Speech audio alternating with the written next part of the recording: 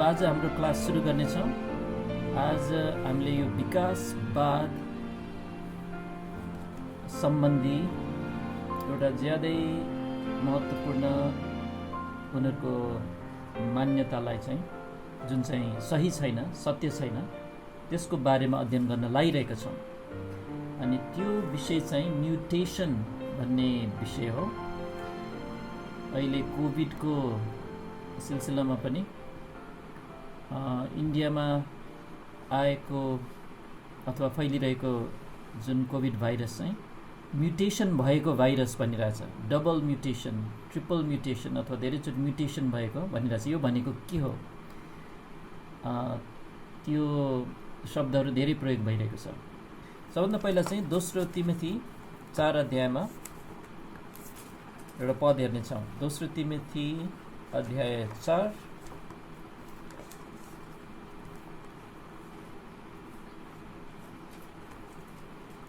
को 4 पद। दोस्रो कोरिन्थी 4 को 4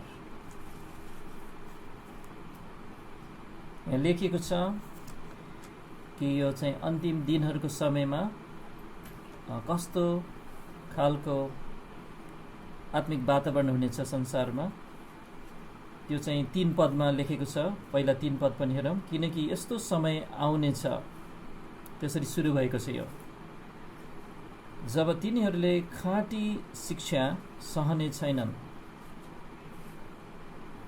इत्यादि। अनि त्यसपछि 4 पदमा अनि तिनीहरूले आफ्ना कानहरू सत्यताबाट फर्काउनेछन् र दन्त्य कथाहरूतिर लगाउनेछन्। जहिले पनि सत्यलाई परित्याग गरेपछि हाम्रो हातमा चाहिँ के पर्छ? एउटा झुटो कुरा, दन्त्य कथा।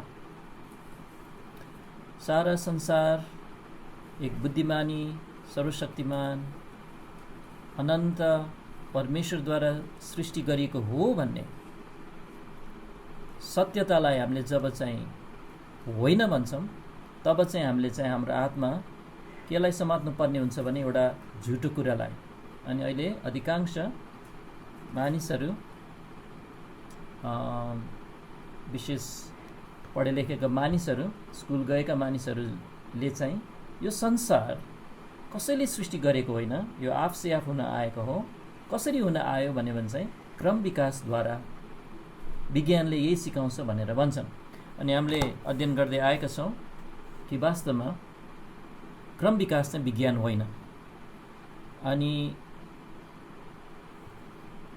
पाठ्य पुस्तकहरूमा यसलाई विज्ञानको रूपमा प्रस्तुत गरिएको पाइन्छ। अनि संसारको विभिन्न म्युजियमहरूमा, सङ्ग्रहालयहरूमा, नेचुरल हिस्ट्री म्युजियमहरूमा चाहिँ क्रम विकास भएको प्रमाणहरू, कथित प्रमाणहरू त्यहाँ प्रस्तुत गरिएको हुन्छन्।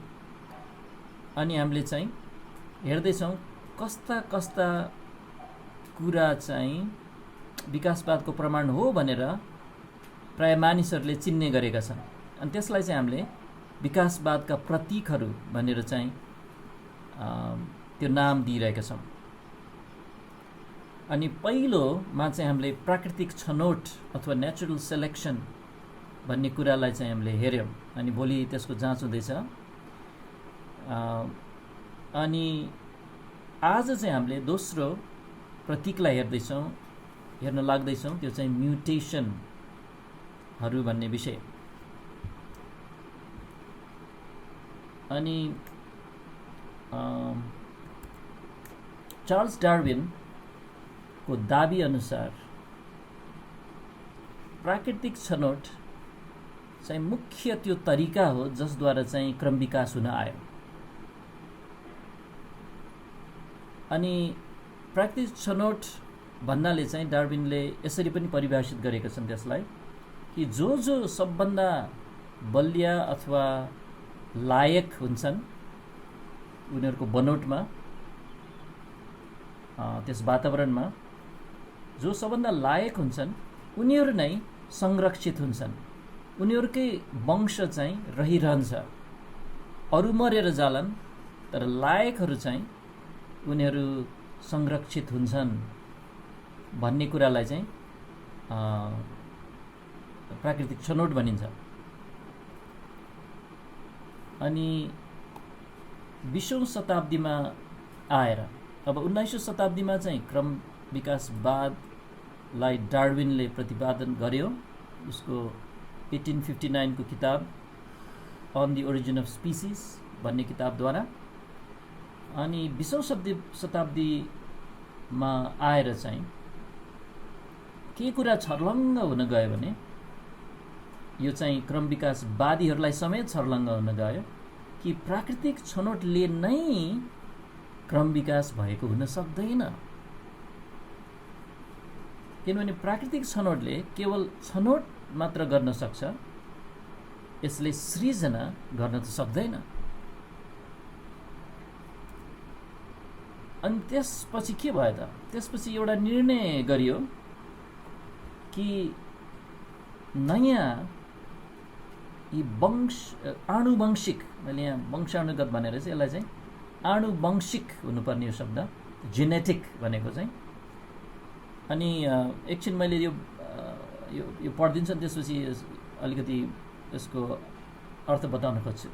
निर्णय यो गरियो कि नयाँ आनुवंशिक सूचना म्युटेसनहरूद्वारा आउँछन् अनि प्राकृतिक छनौटले तब कुन म्युटेसनहरू संरक्षित हुनलाई छनौट गर्ने भन्ने भूमिका खेल्छ। अब पहिला यहाँ के बुझ्नु पर्यो भने सबै जीवहरू चाहिँ कोषहरूले बनेको हुन्छन् अनि कुनै कुनै चाहिँ एक कोषीय जीव पनि हुन्छन्, जस्तो कि ब्याक्टेरियाहरू। अनि हाम्रो शरीर चाहिँ करोडौं करोडौं कोषहरूले बनेको छ, साना साना कोठाहरू जस्तो। अनि त्यो कोषभित्र चाहिँ त्यो कोषहरू चाहिँ वृद्धि भइरहेको हुन्छ। अनि कोषहरू मरिरहेका पनि हुन्छन् अनि नयाँ कोषहरू पनि उत्पादन भइरहेका हुन्छन्। अनि प्रत्येक कोषभित्र अब कुनै कुनै कोष बाहेक यसमा, तर प्राय कोषभित्र चाहिँ एउटा केन्द्र हुन्छ जसलाई न्युक्लियस भनिन्छ। अनि त्यसभित्र चाहिँ डिएनए हुन्छ, अनि डिएनए चाहिँ एउटा अणु हो, मलिक्युल। अनि त्यो डिएनए मलिक्युल अथवा डिएनए अणुहरू मिलेर चाहिँ अंग्रेजीमा जीन भन्ने कुराहरू बनेको हुन्छन्, जिन्सहरू। अनि त्यो जिन्स भन्ने कुराहरूले चाहिँ तपाईको आँखाको रङ, कपालको रङ, छालाको रङ, अब खालि रङ मात्र होइन, अझ तपाईको शरीरको अङ्गहरूको बनोट बन्ने बारेमा र साथै तपाईको शरीरमा कुनै चोटपटक लाग्यो, जस्तो कि काट्यो, छाला काट्यो, रगत बग्यो भन्ने तुरुन्तै त्यो डिएनएले चाहिँ एकदम सरल रूपले बताउँदाखेरि चाहिँ यो न्युक्लियसभित्र भएको यो अणुहरूले मिलेर चाहिँ, यसको जिन्सहरू मिलेर चाहिँ यिनीहरूले चाहिँ प्रोटिनहरू बनाउँछन्। अनि त्यो प्रोटिनहरूले चाहिँ मर्मत गर्ने काम पनि गर्छन्। अब यो ज्ञान चाहिँ यो विगतको दशकहरूमा धेरै धेरै ज्ञानमा आएको छन्। यो अध्ययन गर्ने व्यक्तिहरूले, यो बायोकेमिस्ट्री यस्तो विषयहरू अध्ययन गर्ने व्यक्तिहरूले धेरै जानेको हुन्छन् यसको विषयमा। अनि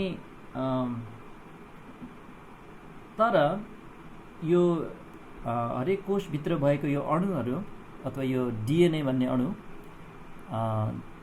जसले यति थुप्रो काम गरिरहेको हुन्छ, एउटा कोषबाट अर्को कोष बनाउने काम, प्रोटिनहरू बनाउने काम, मर्मत गर्ने काम, अनि यो भइ नै रहेछ तपाईभित्र अहिले पनि।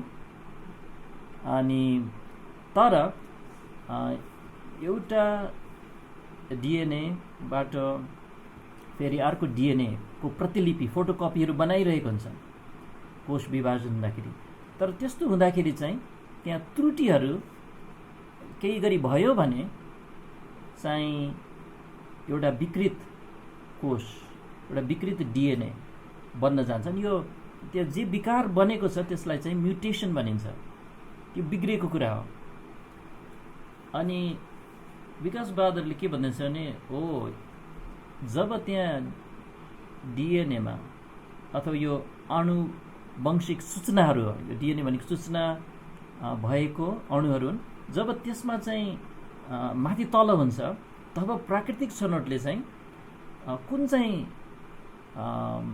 लाई संरक्षण गर्ने र कुन चाहिँलाई संरक्षण नगर्ने यो छनौट, यो प्राकृतिक छनौटको भूमिका चाहिँ बल्ल हुने रहेछ भनेर चाहिँ अब भन्न थाले। यसरी डार्विनको पालोमा त केही पनि थाहा थिएन डिएनएको बारेमा, अनि यो कोषहरूको बारेमा पनि केही पनि थाहा थिएन, तर अहिले आएर चाहिँ त्यसरी भन्न थाले। अब रिचर्ड डकिन्स भन्ने प्रख्यात नास्तिकले चाहिँ किताबमा यसरी लेख्छन्, अन्तमा जातिमा नयाँ विविधता प्रवेश गर्न सक्ने एउटै मात्र तरिका म्युटेसनद्वारा हो। प्राकृतिक छनौटले गर्न सक्ने यति हो, त्यसले निश्चित नयाँ विविधताहरू छनौट गर्न सक्छ र अरूलाई चाहिँ अस्वीकार गर्न सक्छ। अब यहाँ के भनेको देखियो भने विकासवादले यसरी यो विकासवाद भएको, यसरी क्रम विकास भएको हो। त्यहाँ जब कोषभित्र गडबड हुन्छ म्युटेसन हुन्छ तब चाहिँ त्यहाँ अलिकति परिवर्तन भयो, अनि कुन चाहिँ परिवर्तनलाई छान्ने कुनलाई नछान्ने त्यो प्राकृतिक छनौटले निर्णय गर्छ होइन। यो चाहिँ आकस्मिक हुने हो, आफै आफ हुने हो। अनि यसरी विकास हुँदै जान्छ अरे। अनि विभिन्न खालको विविधताहरू भनेको चाहिँ खाल खालको प्राणीहरू यसरी नै आएका हुन्। एक कोषीय जीव कहाँबाट आयो अनि त्यसपछि एक कोषीय जीवबाट त्यो विविधताहरू आए यहाँसम्म कि हामी चाहिँ पछि हामी मान्छेहरू आयौँ। अब यसरी भनिरहेछन् उनीहरूले। यहाँसम्म मलाई पछ्याइरहनु भएको छ अलिअलि। अब हामी चाहिँ यसको विपरीतमा वास्तविकता के हो हामीले बुँदागत रूपमा हेर्नेछौँ। चारवटा बुँदाहरू छन्। नम्बर 1 चाहिँ हामी यहाँ हेर्नेछौँ कि म्युटेसनहरू अधिकांश रूपमा कि त तटस्थ वा हानिकारक हुन्छन् र तिनीहरूले वंशाणुमा कुनै नयाँ सूचना थप्ने कार्य गर्दैनन्। यहाँ तस्बिरमा यहाँ डिएनए को अणुलाई देखाएको छ। अनि यो ज्यादै ठुलो अणु हो।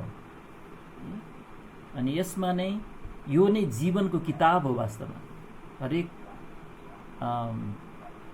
कोषमा चाहिँ तपाईको शारीरिक बनोटको चरित्र चाहिँ कस्तो छ भन्ने कुरा यहाँ लेखिएको छ। यो अचम्म होइन त है, यहाँ लेखिएको छ वास्तवमा। अनि यो लेखिएकोले यो सूचना हो। जस्तै कम्प्युटरमा मानिसले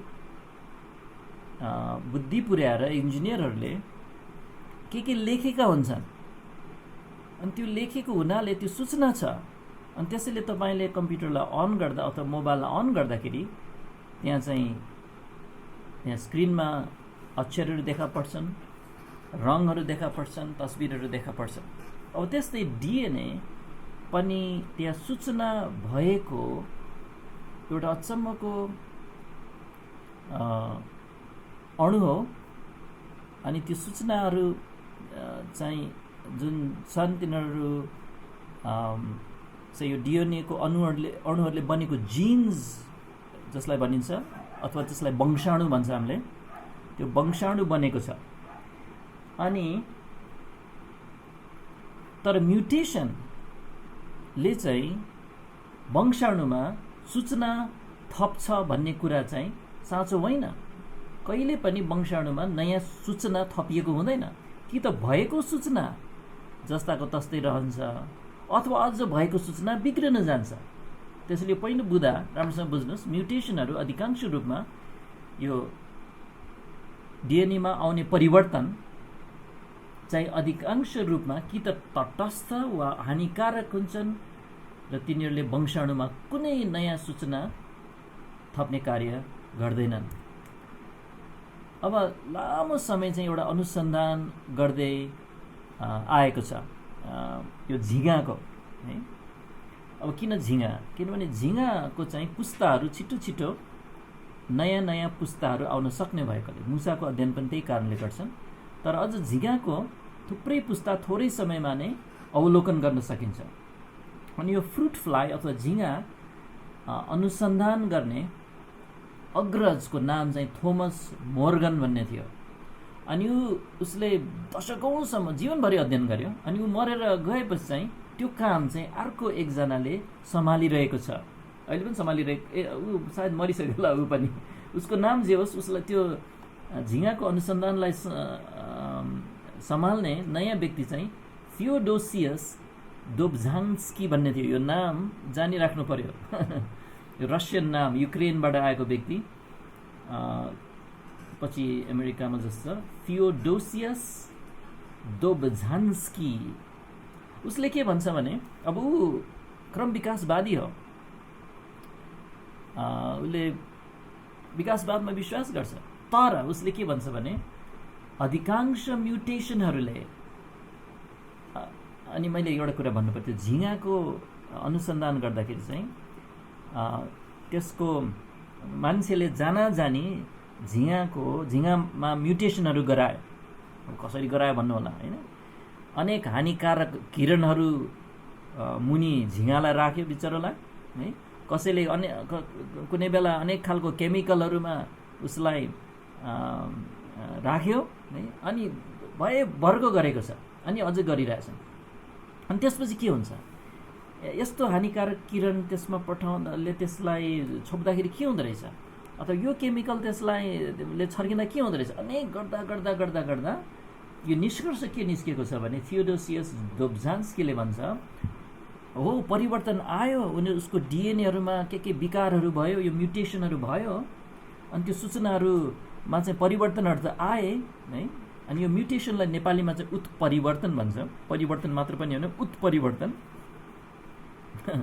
अनि उसले भन्छ अधिकांश यी उत्परिवर्तनहरूले अथवा म्युटेसनहरूले के गर्यो, बाँच्न गाह्रो बनायो, वंशाणुगत रोग ल्यायो, र अझ उसलाई अपाङ्ग बनाइदियो। त्यो बिचरो झिँगालाई विरूपाङ्गता ल्याउने गर्छ यी म्युटेसनहरू, अधिकांशले भन्छ। यस्ता कुराहरू अर्थात् म्युटेसनहरू क्रम विकासका निर्माणका खुड्केला हुन सक्दैनन्। क्रम विकासवादीले नै भनिरहेछ कि म्युटेसनले क्रम विकासवादी खालको निर्माणहरू कसरी गर्लान्, जबकि म्युटेसनले चाहिँ झन् बाँच्न गाह्रो बनाउँछ, रोग ल्याउँछ, अपाङ्ग बनाउँछ। डुवेन गिश चाहिँ एकजना विश्वासी हुनुहुन्थ्यो, उहाँ प्रभुमा सुतिसक्नुभयो। डाक्टर डुवेन गिश चाहिँ बायोकेमिस्ट्रीमा पिएचडी हुनुहुन्थ्यो।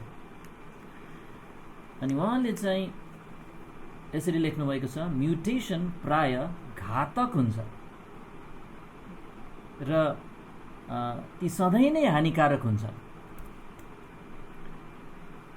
अब बुझ्नुहोस् कि म्युटेसनहरूले अथवा यो डिएनए अणुमा कोषभित्र भएको यो डिएनए अणुहरूमा चाहिँ आउने उत्परिवर्तनहरूले, आकस्मिक उत्परिवर्तन अथवा ल्याइएको उत्परिवर्तनहरूले चाहिँ त्यो वंशाणुमा अथवा जिनमा नयाँ सूचना थप्दैन।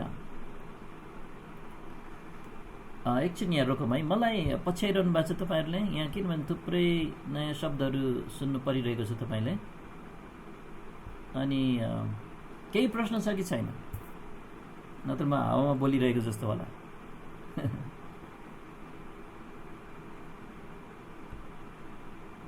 बुझ्दैछु भन्यो भने बुझ्दैछु लेख्नुहोस् न मलाई, अनि मलाई उत्साह हुन्छ यहाँ। केही छ कि हाम्रो कनेक्सन गयो कि कहाँ छ, हामी कनेक्सन त उडेको छैन जस्तो छु भन्नुभएको छ। ल एकजनाले बुझ्दै हुनुहुँदो रहेछ, बुझ्दैछौँ। ल ल ल राम्रो, ल धन्यवाद। ल अब हुन्छ भयो। के अरे एक्सेप्ट नेम अफ साइन्टिस्ट रे। यो साइन्टिस्टको नामहरू त अप्ठ्यारो छन् है। भन्छ यो नोट्सहरू पाउनुहुन्छ, अनि पछि यो नामहरू मजाले घोके हुन्छ तपाईँहरूले। अब हेर्नुहोस्, म्युटेसनले वंशाणुमा नयाँ सूचना थप्दैन। तर छ नि यो त आवश्यक पर्छ यदि म्युटेसनहरूद्वारा नै नयाँ संरचनाहरू उत्पन्न हुने रे, अङ्गहरू नयाँ नयाँ उत्पन्न हुने रे, जीवहरू उत्पन्न हुने रे भने त सूचना थपिनु पर्यो नि विकासवादी जी भन्नु पर्यो हामीले। किनभने विकासवादले के सिकाउँछ भने एउटा अमिबा भन्ने एक कोशीय जीवबाट आखिरमा गएर कालान्तरमा करोडौँ वर्षपछि चाहिँ मान्छे बन्यो भनेर सिकाइरहेको छ अनि त्यो विश्वास गरिरहेको छ। मैले पनि विश्वास गर्थेँ त्यो कुरा। अब एउटा अमिबा एउटा एक कोशीय जीवमा कति थोरै सूचना हुन्छ। एउटा एउटा एउटा ब्याक्टेरियामा त एउटा मात्र कोष हो। तपाईँ र म जस्तो प्राणीमा त अब ट्रिलियन्स अफ के अरे सेल्सहरू छन्, कोषहरू छन्, अनि यत्रो सूचना चाहिँ कहाँबाट आयो नि? अब एउटा कोषको त न खुट्टा हुन्छ न आँखा हुन्छ एउटा अमिबाको है। तर हाम्रो त यहाँ अनेक अङ्गहरू छन्, मुटु छ, फोक्सो छ, रक्तनलीहरू छन्, अनि अनेक छ है। अब यत्रो सूचना कहाँबाट आयो त भनेपछि क्रम विकासवादको पक्षमा अडान दिने व्यक्तिले हामीलाई बताउनु पर्यो कि सूचना कहाँबाट आयो है। अब म्युटेसनले चाहिँ सूचना थप्न सक्दैन भन्ने कुरा हामीले यहाँ बुझ्दा हेर्दैछौँ। तर यहाँ त अब क्रम विकासवाद चाहिँ एउटा भित्तामा गएर ठोकिएको देखिन्छ है। त्यसैले यहाँ अझ हेर्दै जाउँ। डाक्टर इयन म्याकरेडीले उहाँ चाहिँ अस्ट्रेलियाको बायोमोलिकुलर रिसर्च इन्स्टिट्युटको प्रमुख अथवा एउटा प्रमुख वैज्ञानिकहरू मध्ये एकजना हुनुहुन्छ र उहाँले चाहिँ विश्वमा नै एड्स सम्बन्धी थुप्रै अनुसन्धान गर्नुभयो। अब एड्स चाहिँ भाइरसले हुने हो अनि भाइरस है अहिले जो व्यापक रूपमा फैलिरहेछ, रोचक कुरा है हाम्रो अध्ययनको विषय त होइन यो। तर भाइरसको चाहिँ डिएनए हुँदैन। अनि तपाईँ भन्नुहोला कसरी त्यसले आफ्नो प्रतिलिपि बनाउँछ त, कसरी फैलिन्छ त? किन फैलिनलाई त प्रतिलिपि फोटोकपी बनाउनु पर्यो आफ्नो। डिएनएले त गर्छ है, तर उसको डिएनए छैन, उसको चाहिँ आरएनए भन्ने हुन्छ। डिएनए भन्दा अलिकति फरक अणु चाहिँ हुन्छ अनि त्यो आफैले आफ्नो ऊर्जा पनि उत्पादन गर्न सक्दैन, उसको खास कोष पर्खाल पनि हुँदैन, सेलुलर वाल पनि हुँदैन। त्यसैले गर्दा त्यो त्यतिकै रह्यो भने त्यो मरेर जान्छ। तर एउटा जीवभित्र छिर्यो र एउटा जीवको कोषभित्र छिर्यो भने चाहिँ त्यसको डिएनए प्रयोग गरेर आफूलाई चाहिँ प्रतिलिपि निकाल्न थाल्छ। कुरा त्यो हो है।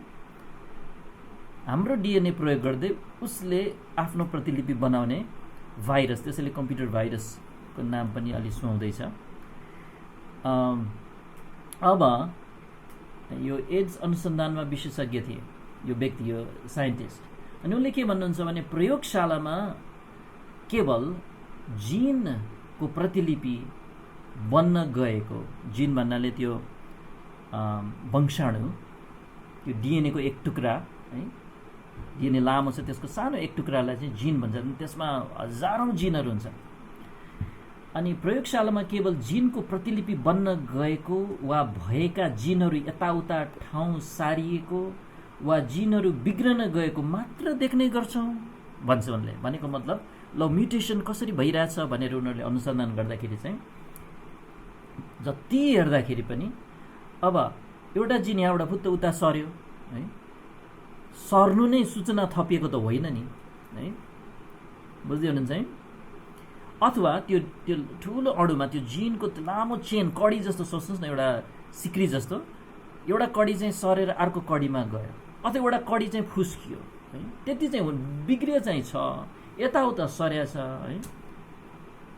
त्यो बाहेक अरू नयाँ जिन नै, नयाँ सूचना नै, नयाँ प्रोग्राम त्यहाँभित्र आएको चाहिँ छैन। अब कसरी आउन् है कसैले लेख्नु पर्यो नि यो डिएनए चाहिँ वास्तवमा। त्यसैले हामी विश्वासीहरूलाई छर्लङ्ग छ, यो चाहिँ परमेश्वरले लेख्नु भएको किताब हो। हाम्रो कोषभित्र नै यो डिएनए सूचना लेखिएको छ। अनि एकैछिन छ नि, भजन सङ्ग्रह एकचोटि 139 यो कुरा यसकै कुरा गरेको हो भन्ने कतिले विश्वास गर्छन्। अनि यो ज्यादै सम्भव छ किनभने यहाँ शरीरको बनोटको कुरा भइरहेछ। भजन सङ्ग्रह 139 139 139 मा। अनि 14 पदबाट पढ्नेछौँ। म तपाईँको प्रशंसा गर्नेछु, दाउदले भन्छन्, किनभने म भय योग्य र आश्चर्यपूर्ण रीतिले बनाइएको छु। तपाईँका कामहरू अद्भुत छन् अनि मेरो प्राणले यो कुरा राम्ररी जान्दछ। जब म गुप्तमा बनिएँ भनेपछि जब चाहिँ हामी आमाको गर्भमा चाहिँ हामी निर्माण हुँदै थियौँ, आमा र बुवाको कोषहरू मिलेर चाहिँ यहाँ आमाको गर्भमा चाहिँ जब गुप्तमा बनिए, जब म पृथ्वीका सबभन्दा तल्ला भागहरूमा निपुणता साथ बुनिए, तब मेरा हड्डीहरू तपाईँबाट लुकेका थिएनन्।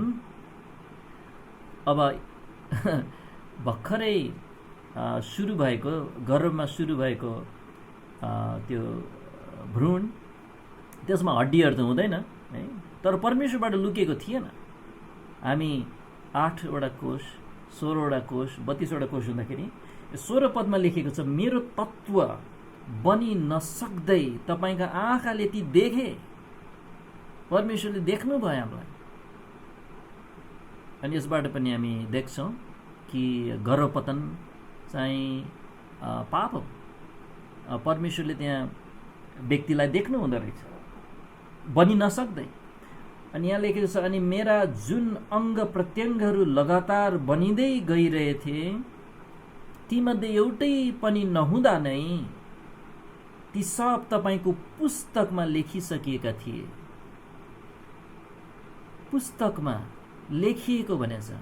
अनि यो डिएनए लाई चाहिँ बुक अफ लाइफ भन्ने गरिन्छ। जीवनको बनोट यसरी गरिन्छ भनेर त्यहाँ लेखिएको छ। बनिने मात्र नै यसलाई मर्मत गर्नलाई पनि त्यहाँ सबै सूचनाहरू छन्। त्यसपछि अर्को प्रतिलिपि बनाउनलाई पनि त्यहाँ संयन्त्रहरू छन्। जस यो डिएनए मा चाहिँ म्युटेसन, यहाँ केही गडबड हुँदा, परिवर्तन हुँदाखेरि चाहिँ खास कुनै नयाँ सूचना चाहिँ आइरहेको छैन। अब लेख्ने कसैले लेखिदिनु पऱ्यो नयाँ सूचना आउनलाई, त लेख्ने कोही छैन भनेपछि परमेश्वरले त सुरुमा दिइसक्नु भयो। त्यही प्रतिलिपि हुँदै आइरहेछ आदमदेखि। अनि यहाँ चाहिँ डाक्टर इएन म्याकेर्डीले भन्छ, तर कोषभित्र नयाँ सूचना उद्भव भएको कहिले देख्दैनौ। शून्यबाट आफ से आफ नयाँ सूचना उद्भव हुन सक्छ भनेर कुनै पनि गम्भीर वैज्ञानिकले विश्वास गर्न कसरी सकेको होला म बुझ्न सक्दिनँ भनेर चाहिँ एकजना वैज्ञानिकले लेख्नु भएको छ। अर्को एकजना डाक्टर ली स्पेटनर, उहाँ चाहिँ अमेरिकाको एकदम प्रख्यात विश्वविद्यालय जन हपकिन्स विश्वविद्यालयमा काम गरेका बायोफिजिसिस्ट हुनुहुन्थ्यो। उहाँले भन्नुहुन्छ, जीवशास्त्रमा मैले जति पनि कुरा पढेको छु तिनमा मैले कहिले पनि म्युटेसनले सूचना थपेको कुरा भेटेको छैन। भनेपछि यहाँ थपियो भनेर चाहिँ अनुसन्धान गरेर लेखेको एउटै लेखोट पनि मैले भेटेको छैन भन्छन्। फेरि वैज्ञानिकले लेख्नुहुन्छ, मोलेकुलर तहमा भनेको यो अणुको तहमा गइरहेछौँ है, कोषभन्दा पनि भित्र, न्युक्लियसभन्दा भित्र यो डिएनएको तहमा गइरहेछौँ। मोलेकुलर तहमा अध्ययन गरिएका सबै म्युटेसनहरूले आनुवंशिक सूचना अथवा यो जेनेटिक इन्फर्मेसन, यो जिनको सूचना वृद्धि गराउने नभएर घटाउने गरेको छ।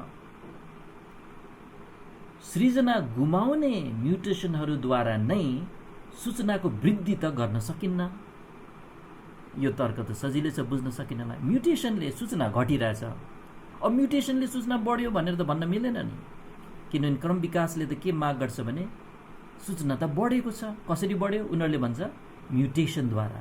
अनि त्यसमाथि प्राकृतिक छनौट भन्ने यो अन्धो यो प्रक्रिया आएर चाहिँ त्यहाँ छनौट गर्न थाल्यो अरे। अनि त्यसपछि चाहिँ नयाँ नयाँ संरचनाहरू, जीवहरू उत्पन्न भयो।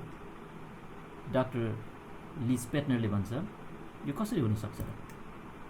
फेरि उही डाक्टरले भन्छ एउटै पनि म्युटेसन अवलोकन गरिएको छैन जसले जिनोममा भनेको चाहिँ अब यो जिनहरू मिलेर जो पुरा सङ्ग्रह बन्छ, पुरै कलेक्सन बन्छ, त्यसलाई चाहिँ जिनोम भन्छ है।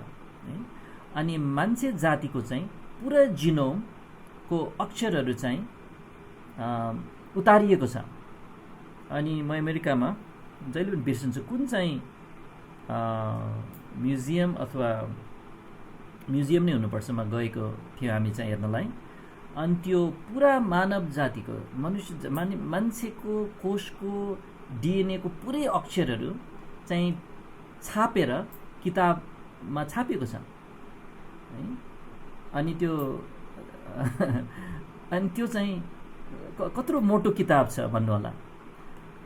किताब होइन कि किताबहरू भरिएका छन्। एउटै किताब पनि है, अब कत्रो भन्ने तपाईँलाई, 1 फिट झन्डै भनौँ न 10 इन्ची जति कम्तीमा अल्गो किताब, मोटाइ छ 1.5-2 इन्ची है। अनि त्यसमा पन्नाहरू छन् 500-600 पन्ना। अनि त्यहाँभरि हरेक पन्ना माथिदेखि तलसम्म भरिएको छ यो डिएनएको अक्षरहरूले है। ACTG त्यसरी लेखेको त्यो अक्षरहरू प्रयोग भइरहेछ। अनि सबै टनाटन छन्। अब पढेर केही बुझिने होइन त्यो हामीले चाहिँ अनि वैज्ञानिकहरूले पनि थोरै थोरै मात्र बुझ्छन् त्यसलाई, किन त्यसको अर्थ बुझ्न कोसिस गरिरहेछन्। तर त्यो अक्षरहरू चाहिँ भेटिएको छ, निकालिएको छ। जस्तो कि एउटा अङ्ग्रेजी भर्खर उसले ABCD Z सम्म जाने, अङ्ग्रेजी त पढ्न आउँदैन उसलाई है। अब उसले चाहिँ ABCD चाहिँ पढ्न जाने जस्तो त्यस्तो भएको छ मान्छे अहिले चाहिँ। अनि त्यो चाहिँ कति ठेली छ भने मलाई याद पनि छैन, 100 ठेलीभन्दा बढी छ, 100-200 कति ठेली त्यत्रो मोटो मोटो किताबहरूभित्र अक्षरहरू भरिएको छन्। यति सानो डिएनएमा चाहिँ परमेश्वरले यो सबै सूचना लेखिदिनु भएको छ। अनि यी वैज्ञानिकहरूले अध्ययन गर्दाखेरि उनीहरूले भन्छन् एउटै पनि म्युटेसन अवलोकन गरिएको छैन जसले जिनोममा सूचना थप्ने काम गरेको छ। यसले यो देखाउँछ कि क्रम विकासलाई आवश्यक त्यस्ता त्यस्ता म्युटेसनहरू, सूचना थप्ने म्युटेसनहरू त पक्कै पनि छैन, एउटै पनि भेटेको छैन भनेपछि करोडौँ त कहाँबाट हुन्थ्यो। सूचना थप्न सक्ने एउटै पनि म्युटेसन अवलोकन हुन नसक्नु क्रम विकासको निम्ति समर्थनको अभाव मात्र होइन, यो त उक्त सिद्धान्तको विरुद्धमा प्रमाण हो भनेर चाहिँ ली स्पेटनरले लेखेका छन्। अब तपाईँहरूले यो रोगको नाम सुन्नु भएको छ कि छैन? Sickle cell anaemia.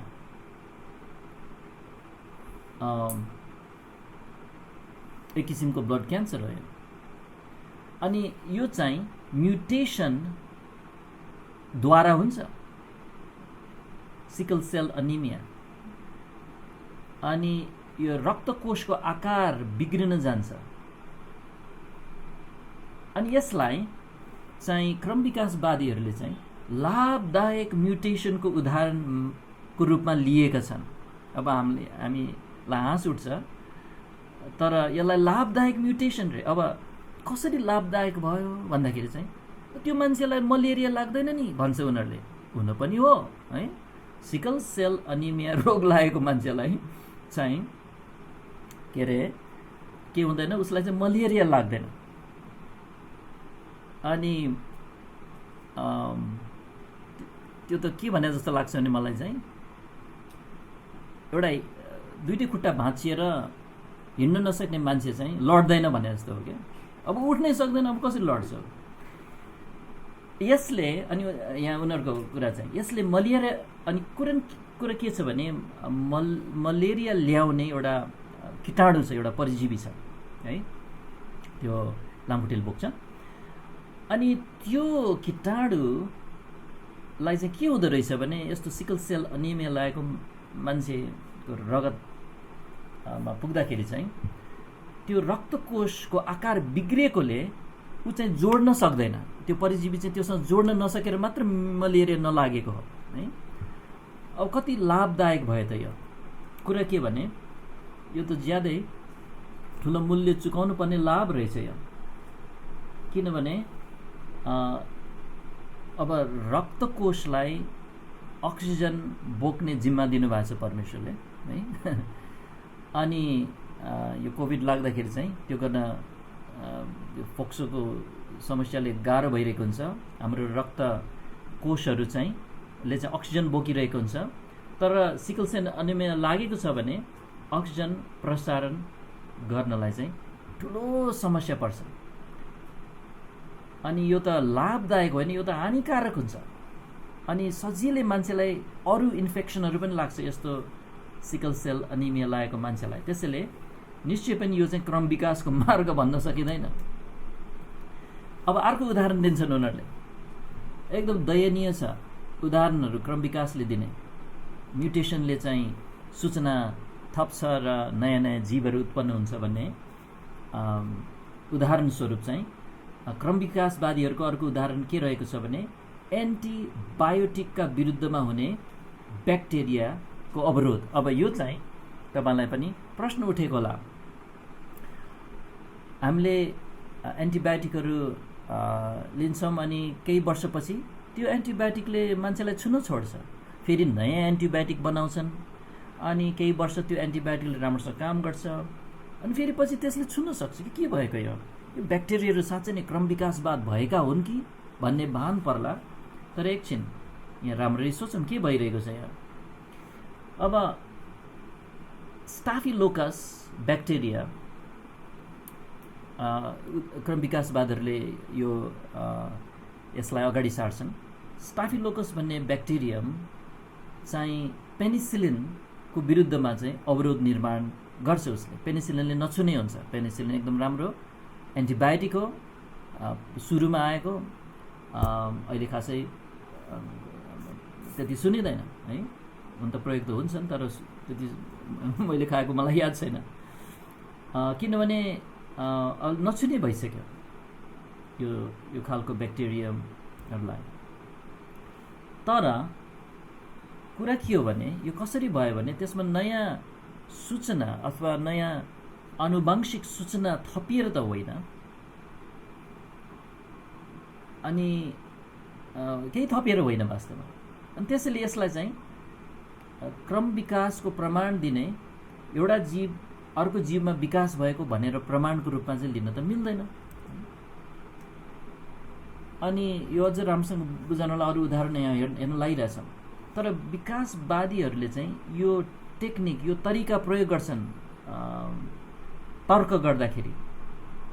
विकासवाद साँचो हो भन्ने कुरालाई प्रमाणित गर्नलाई चाहिँ उनीहरूले यो तरिकालाई चाहिँ हामीले पहिला पनि भनेको थियौँ, अङ्ग्रेजीमा यसलाई बेट एन्ड स्विच तरिका भन्छ। बेट एन्ड स्विच यो भनेको चाहिँ सुरुमा चाहिँ एउटा कुरा भन्ने जो चाहिँ त्यो त हो नि भनेर हामीले भन्छौँ, यदि हामी होसियार साथ उसको शब्दलाई भाषालाई हामीले चाहिँ जाँचेनौँ भने। अनि उसले भन्छ त्यसपछि त्यो हो भने यो पनि हो भन्छन्। जस्तो कि उनीहरूले भन्छन् कि के अरे यो स्टाफिलोकस ब्याक्टेरिया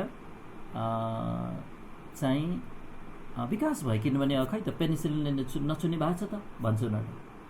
अनि त्यसैले यस्तो परिवर्तनहरूले लाखौँ वर्षमा चाहिँ नयाँ जीवहरू उत्पन्न हुनसक्छ भनेर चाहिँ उनीहरूले चाहिँ त्यो प्रमाणित गर्न खोज्छन्।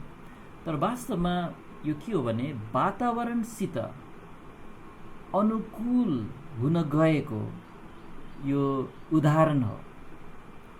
वातावरणसँग एउटा कोष एउटा प्राणी चाहिँ अनुकूल बन्न जान्नु, यसलाई एडाप्टेसन भन्छ। त्यो त हामीले अस्ति पनि उदाहरण हेरेको थियौँ फिन्च चराको, त्यो चाहिँ मैले उदाहरण दिनु पर्ला।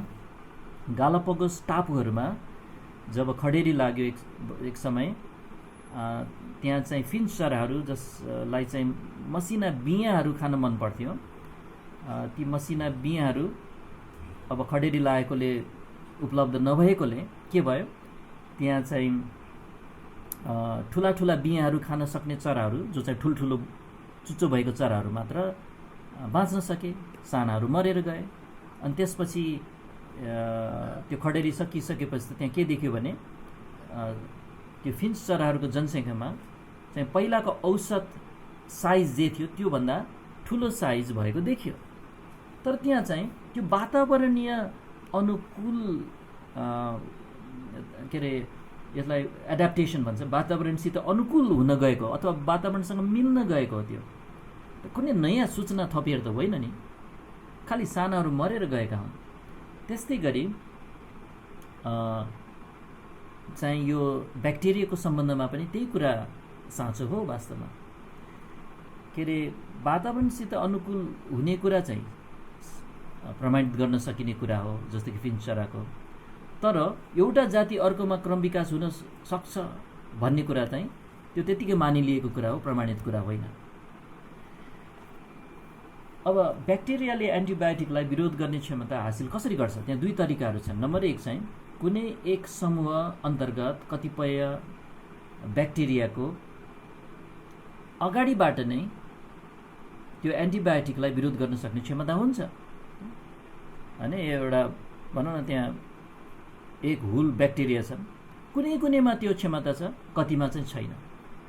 यहाँ विविधता छ सुरुमा नै। अनि जोसँग क्षमता छ तिनीहरू बाँच्छन्, नभएकाहरू मर्छन् एन्टिबायोटिक खाँदाखेरि, हैन त। अनि त्यो थोरै चाहिँ बाँकी रहिरहन्छन्, अनि त्यसैले ब्याक्टेरिया पुरै निर्मूल भए हुँदैन। अनि त्यो बाँकी रहेका खालको ब्याक्टेरियाहरूको सङ्ख्या वृद्धि हुन थाल्छ। खासै नयाँ सूचना त थपिएको होइन।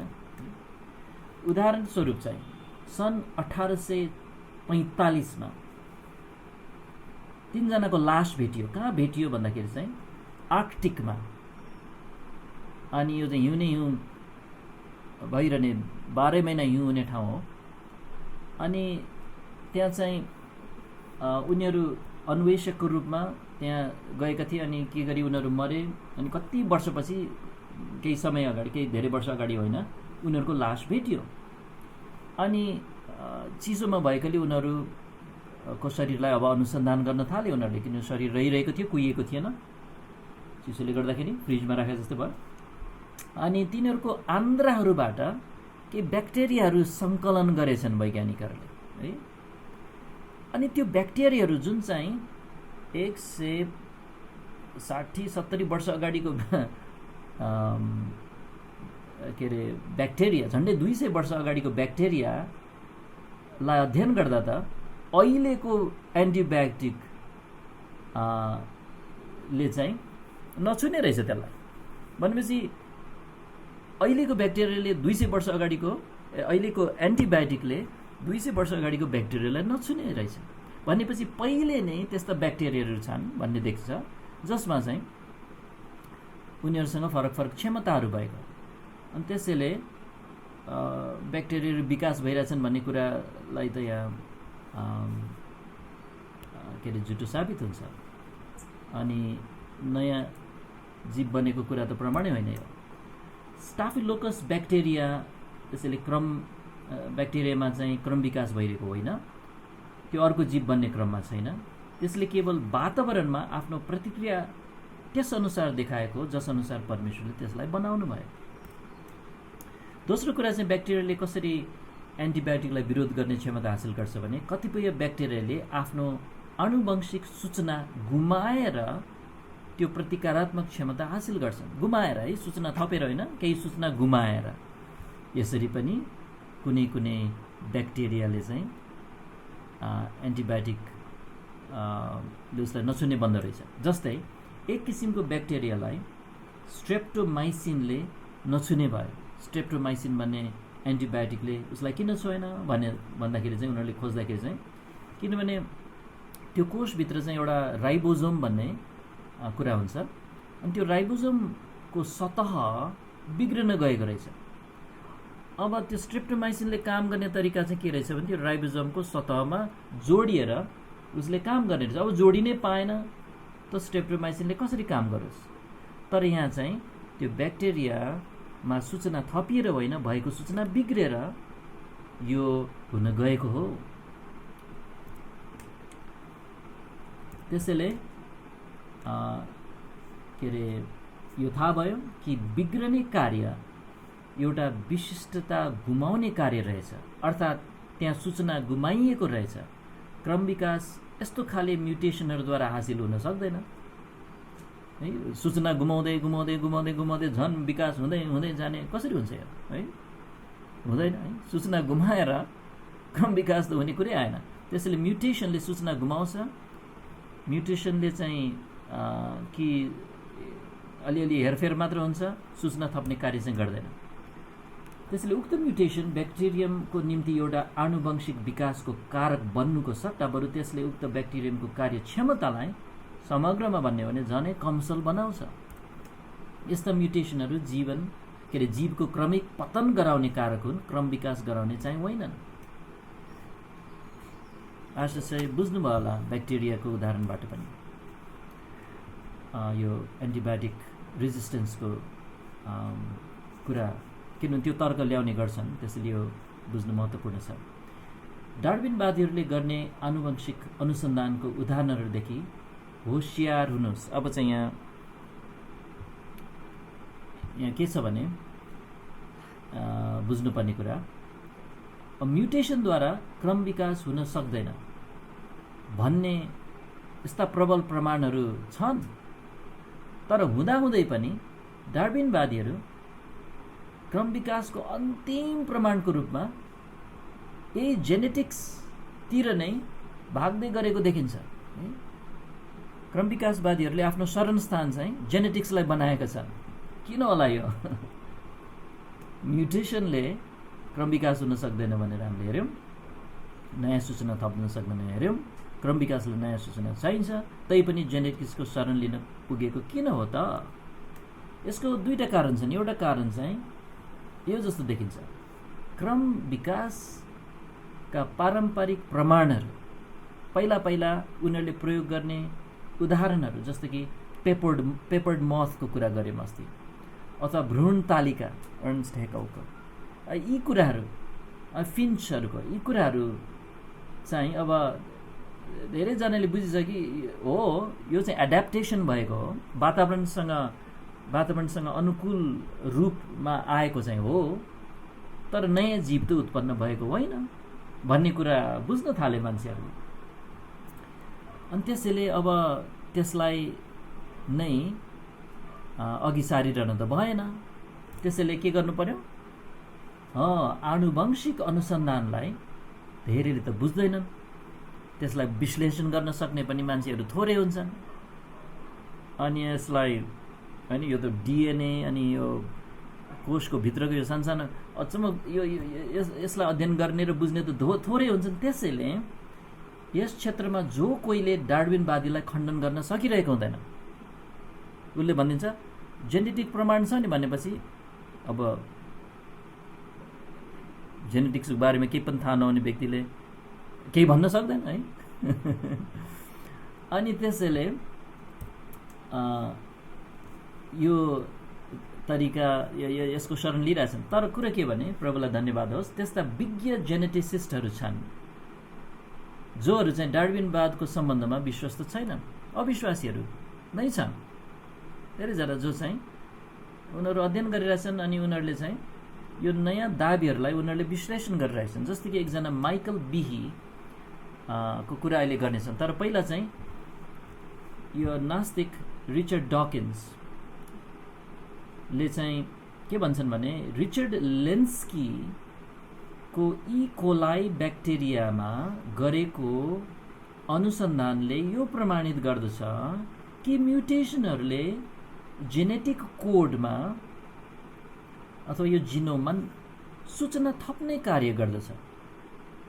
तर अब रिचर्ड डकिन्सले त्यो भनिदिन्छ। अब त्यो भन्दाखेरि के भन्ने हामीले, किनभने हामी अब उसले जति जाने छैनौँ यो मोलिकुलर बायोलोजी सम्बन्धमा, हामीलाई यो जेनेटिक्स सम्बन्धीमा ज्ञान छैन। तर कुरा के भने, यहाँ अर्को छ, माइकल बिही भन्ने, ऊ क्रिस्चियन होइन, ऊ क्रम विकासवादमै विश्वास गर्थे पहिला। तर यो माइकल बिही जो चाहिँ बायोकेमिस्ट्रीका पिएचडी हुन्, उनले यो प्रमाणित गरेका छन् कि रिचर्ड डकिन्सले भनेको यो कुरा सत्य होइन, अथवा लेन्स्कीले यो एक किसिमको ब्याक्टेरिया जुन हाम्रो मान्छेको पेट आन्द्रामा हुन्छ, ठुलो आन्द्रामा जस्तो लाग्छ, ई कोलाई भन्ने ब्याक्टेरिया, राम्रै ब्याक्टेरिया हो, यो ई कोलाईमा गरेको अनुसन्धानले चाहिँ म्युटेसनले सूचना थप्छ भन्ने कुरा चाहिँ सत्य होइन भनेर माइकल बिहीले प्रमाणित गरेको छ। उसले किताबहरू लेखेको छ। उसले लेखेको एउटा लेखोटमा उसले भन्छन् के अरे, उसको लेखोटलाई उदाहरण गर्दै बिहीको निष्कर्ष यो छ कि अवलोकन गरिएका अनुकूलीय म्युटेसनहरू भनेको चाहिँ वातावरणसँग मेल खानलाई चाहिँ भएको त्यो परिवर्तन खालको म्युटेसनहरू सबैले यो देखाएको छ कि कार्यमूलक सूचनाको त्यहाँ वृद्धि छैन, बरु केवल त्यो घटेको छ वा परिवर्तित भएको छ, सूचना बढेको छैन भन्दैछ। अनि त्यसैले हाम्रो पहिलो बुदा चाहिँ यो हो है। हाम्रो अरू बुदाहरूको लागि चाहिँ आज समय छैन, बरु के अरे यहाँ केही प्रश्नहरू छ भने चाहिँ लिन सकिन्छ। हाम्रो 7 मिनट जति छ। केही प्रश्नहरू छ तपाईँको? अहिलेसम्म चाहिँ खालि एउटै कुरा हेऱ्यौँ कि म्युटेसनले चाहिँ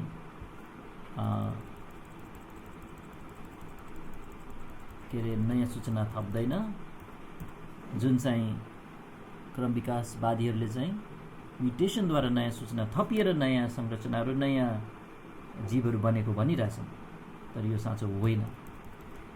केही प्रश्न छ तपाईँहरूको? यो दोस्रो बुदा नत्र भने छोटो समयमा पनि यो दोस्रो बुदा कभर गर्न सकिन्छ होला। हुन्छ, कोषभित्र नम्बर 2 बुदा, कोषभित्र त्यस्ता मर्मत संयन्त्रहरू छन्। अब यो चाहिँ हामीलाई एकदम रोचक लाग्छ, अचम्म लाग्छ। परमेश्वरले कस्तो अद्भुत रीतिले जीवहरू निर्माण गर्नुभएको छ। कोषभित्र डिएनए मात्र छैन जसले आफूलाई चाहिँ आरएनए प्रयोग गरेर चाहिँ प्रतिलिपि बनाइरहेको हुन्छ, त्यहाँ अन्य अनेक चिजहरू गइरहेको हुन्छ त्यहाँ है। तर त्यहाँ के पनि छन् भने मर्मत गर्ने मेसिनहरू पनि छन्, मर्मत गर्ने संयन्त्रहरू छन् जसले म्युटेसन फैलावटलाई विफल पार्दछन्। अब हामीलाई थाहा छ कि कुनै चिज हामीले कपी गर्नु पर्यो भने, जस्तो कि बाइबल हेर्दै एउटा पद सार्नु पर्दाखेरि पनि त्यहाँ मिस्टेक हुनसक्छ। झन् एक पान्ना सार्नु पर्यो भने मिस्टेक हुने सम्भावना धेरै छन्। पुरै बाइबल सार्नु पर्यो भने कति मिस्टेकहरू हुन्छन् होला, त्यो हामीले बुझ्न सक्छौँ। त्यस्तै डिएनएले पनि प्रतिलिपि बनाउनु पर्छ। कोष विभाजन हुँदाखेरि प्रतिलिपि बनाउँदाखेरि त्यहाँ मिस्टेकहरू हुन्छन्। तर कुरो के भने त्यो मिस्टेकहरूलाई, त्यो त्रुटिहरूलाई चाहिँ सच्याउने संयन्त्रहरू परमेश्वरले राखिदिनु भएको छ त्यहाँ। यहाँ लोवेल कोकर भन्ने माइक्रोबायोलोजी र बायोकेमिस्ट्रीको पिएचडीले भन्नुहुन्छ त्यस्ता धेरै मर्मत संयन्त्रहरू भेटिएका छन्। धेरै एउटा मात्र होइन, धेरै यो मर्मत गर्ने संयन्त्रहरू भेटिएका छन् जसले हुन आउने त्रुटिहरूलाई सच्याउँछन् र प्रतिलिपि बनाउने प्रक्रियालाई विशुद्ध राख्छन्।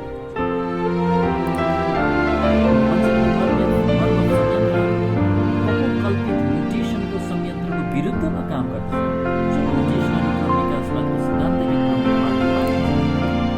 प्रत्येक कोषले आफ्नो आनुवंशिक सामग्रीको अटुट निगरानी राख्दै त्यसको मर्मत गरिरहेको हुन्छ। यस कामले कोषको जीवनको मास्टर नक्सा भनेको प्रतिलिपि बनाउने काम सुनिश्चित गराउँछ। अझ त्यति मात्र होइन, पुस्तौँसम्म त्यसको कार्यमा परिवर्तन आउन नदिने गराउँछ। भनेको जस्ताको तस्तै राखिरहनुलाई चाहिँ त्यसले काम गरिरहेको छ।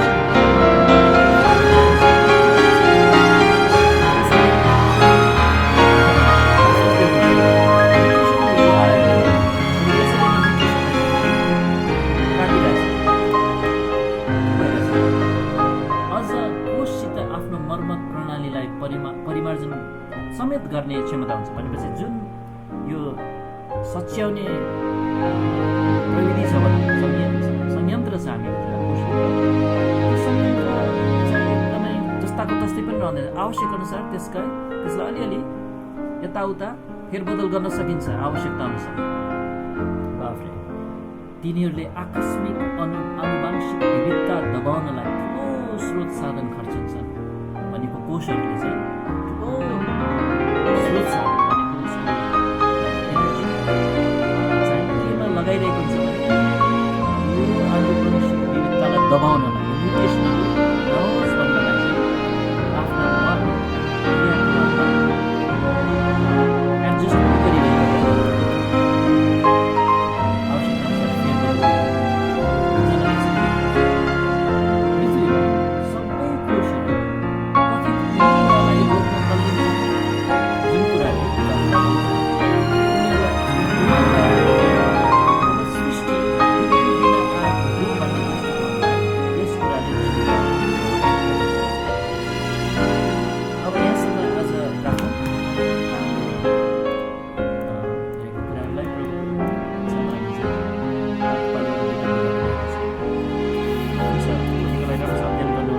तपाईँले जाँच लिनुभयो भने चाहिँ केही न केही सिक्नुहुन्छ, खालि सुन्नु मात्र भयो भने त खासै बिर्सिहाल्छन्। त्यसैले जाँच लिनुहोला।